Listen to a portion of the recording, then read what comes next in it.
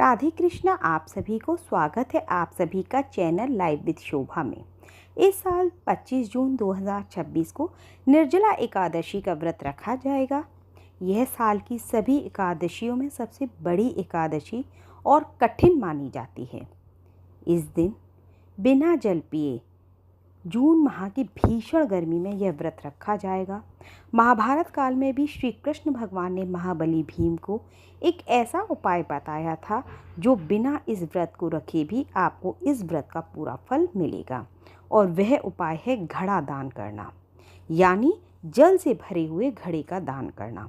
कुछ लोग मटके में जल भरकर और उसे दान कर देते हैं, जबकि यह तरीका गलत है।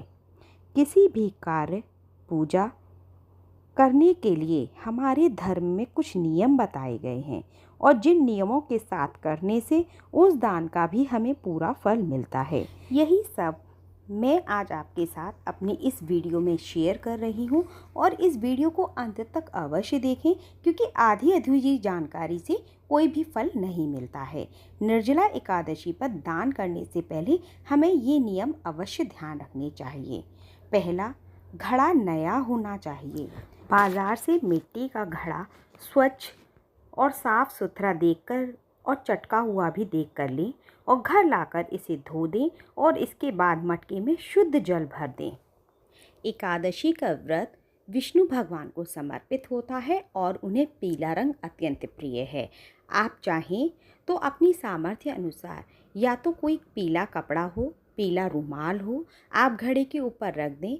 नहीं है तो आप इसके कंठ पे मौली यानी कि कलावा ही बांध दें, और जल में थोड़ी सी इलायची पिसी हुई डाल दें, जिससे कि जो जल है वो ठंडा और सुगंधित हो जाएगा।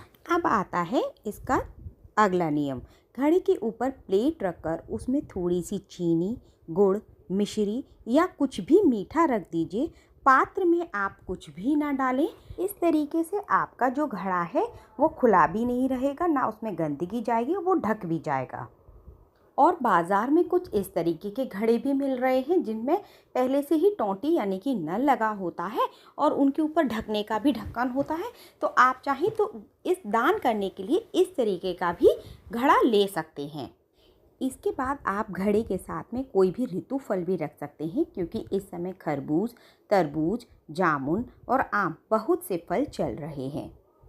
इसके बाद ना आप जब भी कोई दान करते हैं तो अपनी सामर्थ्य के अनुसार उस पर दक्षिणा अवश्य रख दें, चाहे वो 5 हो, 11 हो, 21 रुपये हो, क्योंकि कोई भी दान बिना दक्षिणा के संपूर्ण नहीं माना जाता है। और इस दान के साथ साथ आप एक पंखा अवश्य रख दें।